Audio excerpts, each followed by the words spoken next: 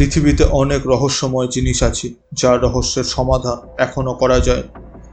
আজ সেরকমই একটা ছবি দেখাবো যে ছবির রহস্যের সমাধান এখনো পর্যন্ত কোনো ফটোগ্রাফির এক্সপার্ট করতে পারেনি।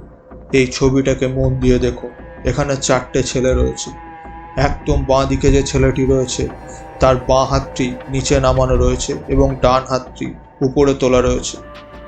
তারপরে যে ছেলেটি রয়েছে যে গ্রে কালারের টি শার্ট পরে আছে, তার একটি হাত একদম সাদা কালারের টি শার্ট পরা ছেলেটির কাঁধে ডান হাত, আর তার বাঁ হাতটা আছে নিচে।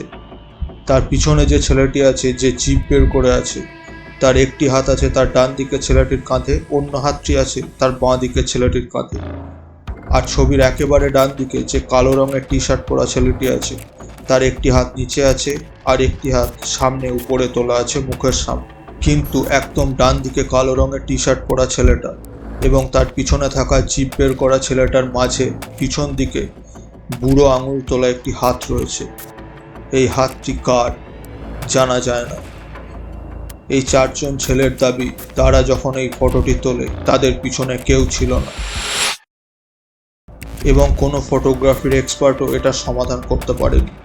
এই ছেলেগুলোর দাবি এই ছবিটি তোলার সময় কোনো একটা ভৌতিক ঘটনা সেখানে ঘটে, যার ফলে পিছনের এই হাতটি দেখা যায়।